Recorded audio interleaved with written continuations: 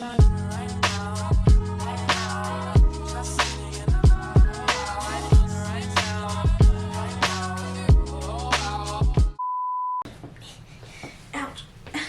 Hi, it's Ify, and I am going to be painting today while answering questions from the We're Not Really Strangers card game. And if you don't know what that game is, it's essentially a question and answer game that you play with friends, family, strangers even, when you want to form a closer, deeper, more intimate connection with them. I don't mean to sound like an ad, but I highly recommend the game. With everything being so virtual, I think it's crucial, very crucial, to be connecting with the people that you care about on a deeper level and even making new connections. I'm going to be answering questions from level 2, which is connection. I am not a visual artist. I don't know correct techniques. I don't know color theory. I don't know anything about visual arts and painting, so please be kind to me in the comments. I'm rambling now, so let's get started.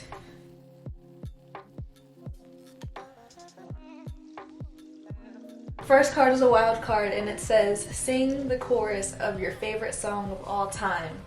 I don't have a favorite song of all time. I think my favorite song changes day to day based on like my emotional state. What would be my favorite song right now? I haven't listened to any music today. What would be my favorite song today? What would be my favorite song? I don't want to listen to myself sing.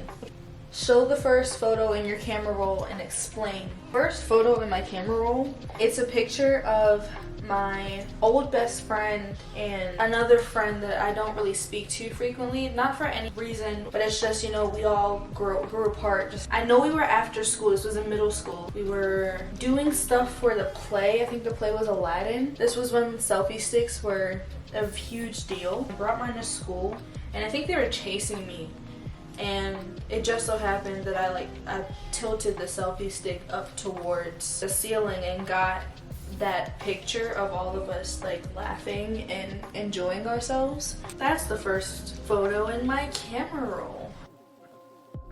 Also, I want to make it like a little disclaimer. This is not my original drawing. I took inspiration / an outline off of Pinterest and just drew it on this canvas, and I didn't think of this. I'm just changing the colors up a little bit. What is my mother's name and the most beautiful thing about her? My mother's name is Laura, and the most beautiful thing about my mother is her optimism growing up, and even just in general, like the way that my dad grew up, and also just the way that he sees the world. He's very much a pessimist, even though he tries to deny it. He's very in denial about everything that we tell him. Not everything, a lot of things, as a lot of people are, but he's very in denial about how he is a pessimistic person and thinks the worst of things before they occur. And I would have been so messed up had it not been for her optimism and her ability to see hope and have hope for the unknown and for the future. I think that's one of the most beautiful things about my mother. And also just her natural personality. Her neutral tone is very much on a higher frequency than just a very apathetic calmness. If this was to be the average neutral, her neutral is like right here. And I used to find this so annoying, but she's just a very bubbly person, very bubbly personality. And sometimes it can be a lot, especially from someone who gets overwhelmed very easily. And it's nice to have that growing up.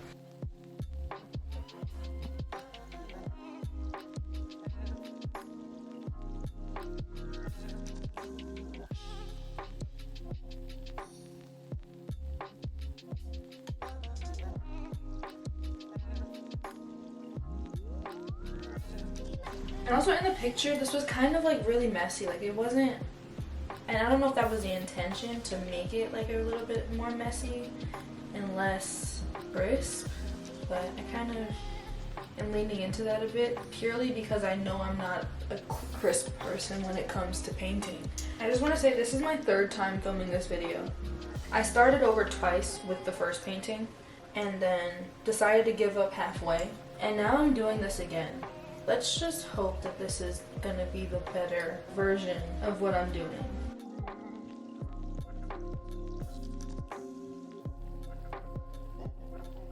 You know what this low-key reminds me of, now that I'm looking at it? It's not Kakashi. Is it Kakashi? It could be. It's either Kakashi or it's Sasuke. The eye that they have, I can't remember what it's called. What is the eye that Kakashi has in Naruto? Sharingan!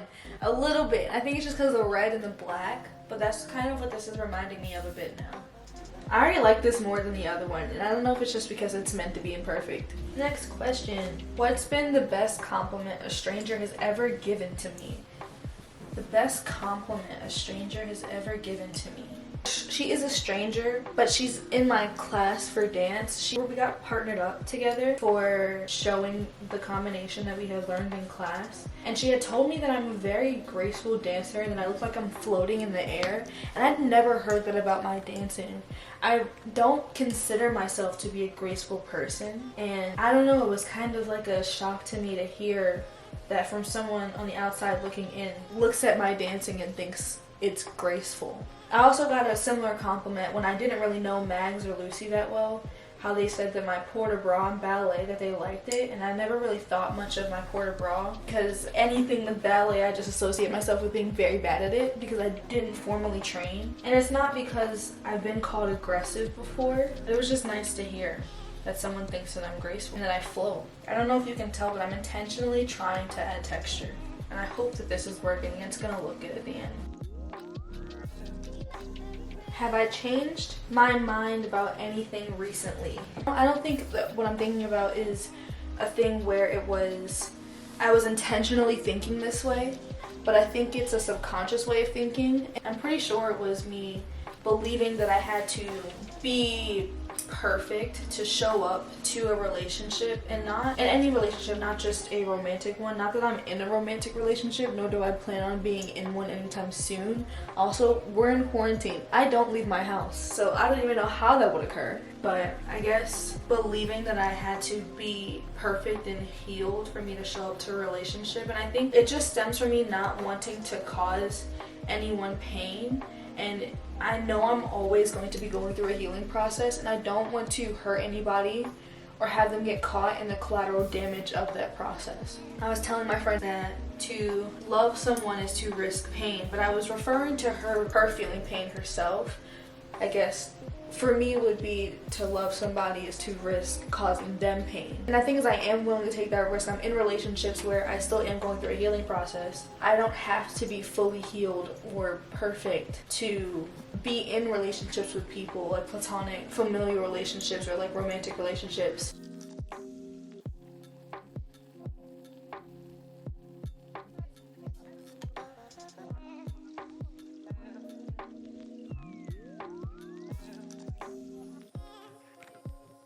I just talked to my mother because tomorrow we're leaving.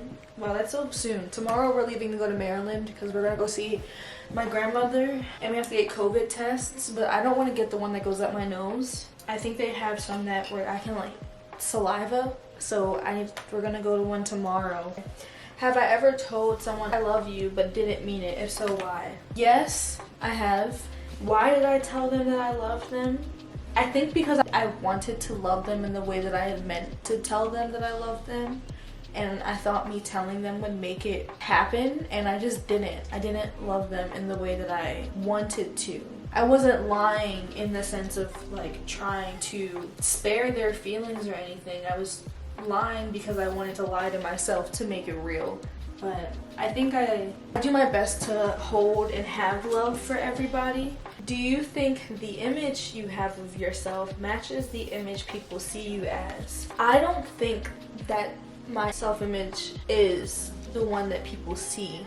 I think I'm a lot more chaotic internally, as everyone is, than comes across. I don't really know what people think of me to say that I come across as something. I try not to think of what other people think of me that frequently. I think you see yourself through the filter of everything that you've done wrong, whereas other people see you through the filter of you just being a human and making mistakes. And I'm learning to see myself through that filter of being a human and realizing I've done nothing wrong for me to hate myself.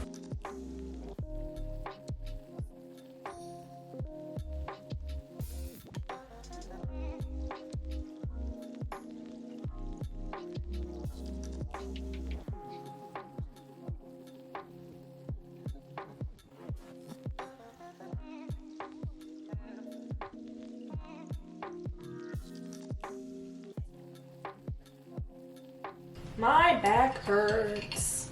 A genius, that's what I am. That's my name. My middle name is Genius. I don't really have a middle name. Fun fact, I don't have a middle name. I only have a first and a last name, but I have 2 last names. My mom said the reason why she didn't give me a middle name was because my first name was already 4 syllables and my last name was really long, so she didn't want me to have an extra long name. My hips hurt as well. I'm just in pain, apparently.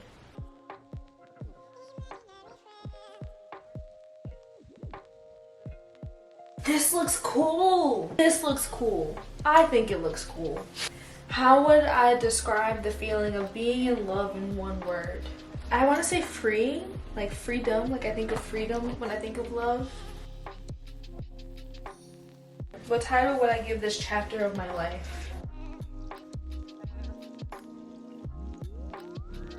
I don't know, there's a couple titles that are coming to mind right now. One of them is like click, and I think there are certain things that are clicking right now. At least for the past 2 years, like things have just been clicking a lot more than they were, and it's just because I'm intentionally trying to understand more.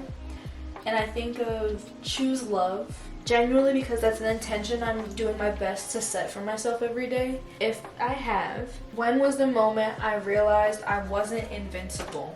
I've answered this question before playing this game, and I'm going to give the same answer I gave before. I realized I wasn't invincible when my grandmother passed away. I've said before, I think in a video, how for whatever reason, even though I know that everyone dies, like that's just a thing that has to happen. That's the cycle of life, death and rebirth. I just thought I was going to be the one person that didn't have to deal with that. And also it reminded me I wasn't invincible because I kept having to deal with death after the fact.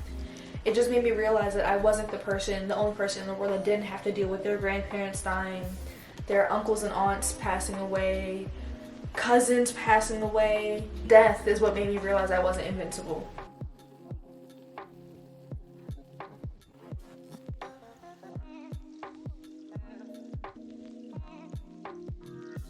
I'm going to turn the camera off, and when I come back, I will answer more questions and do more things.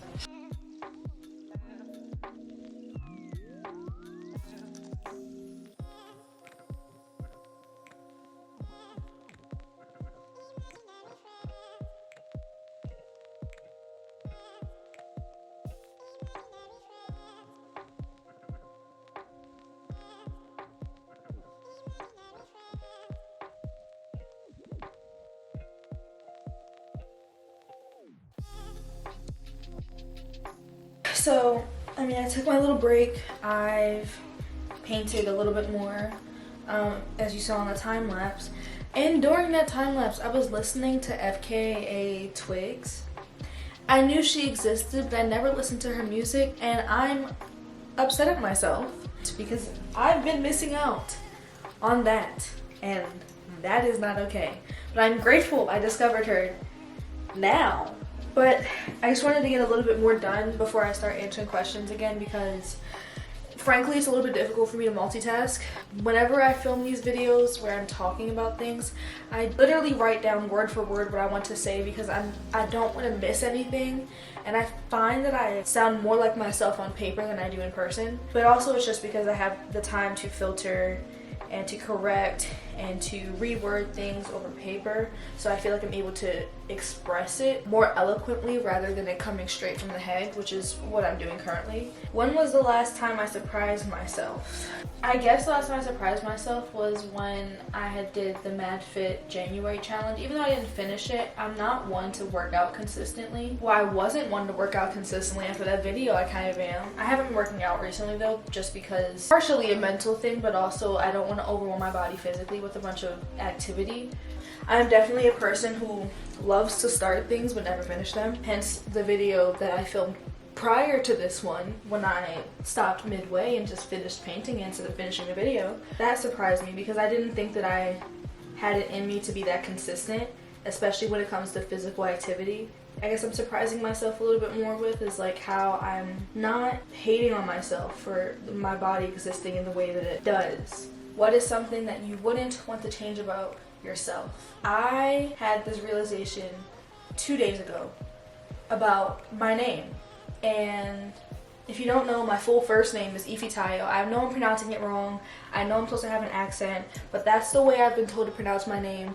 Actually, it's Ifitayo. I just, Americanizing things. I've always known the meaning of my full first name. My full first name means love brings happiness or love brings joy. And I was working on a project for my dance management entrepreneurship class, and I was trying to figure out the name of this hypothetical company I was going to create. And I was thinking about, okay, well, part of me is like, I don't want to have my name tied to it because it's not about me, it's about the company.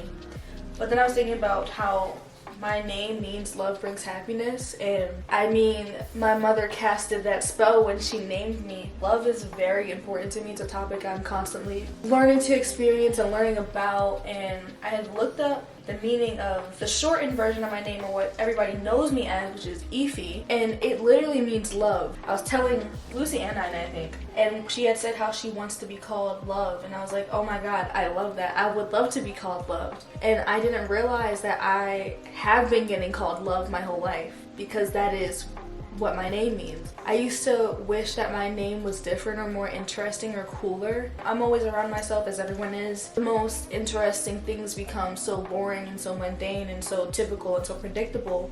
So I kind of got tired of my name in a sense, because I was always surrounded by it, always hearing it, that's my name. That's how people refer to me as, that's how people know me.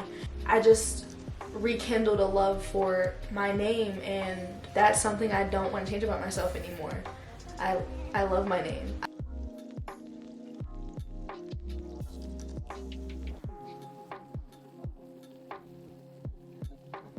What's a dream you've let go of? Being a millionaire? No. Owning a dance studio. I used to always tell everybody how I wanted to own a dance studio, and the older that I got, the more I realized that I didn't want to do that. I don't want to be responsible for the foundation of someone's training. I think if I were to have to transmute the dream, it would be to perform and to be a choreographer. The only reason why I said I wanted to own a dance studio is because I didn't think I was a good enough dancer to be a performer. I kind of settled with the dream of owning a dance studio because I didn't think I was capable or was talented enough to have people want to watch me dance. I have to go pee. Oh my god.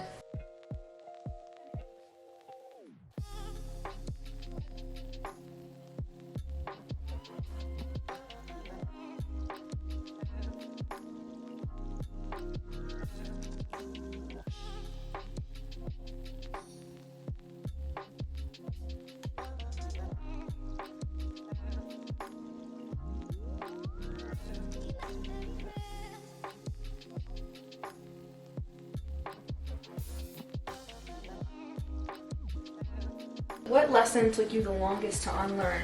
The lesson itself is to release the narratives that no longer serve you, or just release the narratives in general.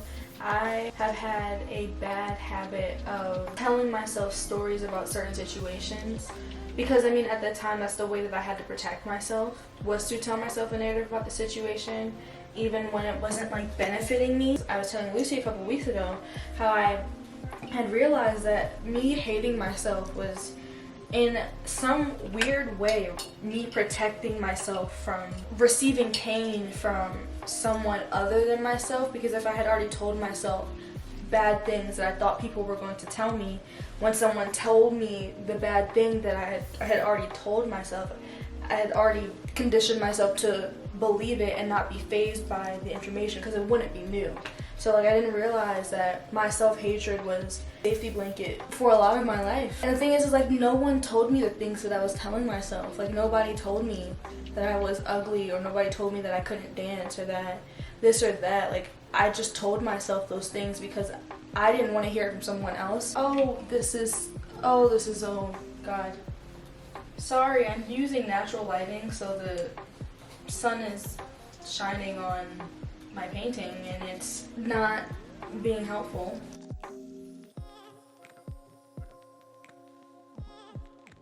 Do I like this? I think I like it. Hi, sorry for the lighting change.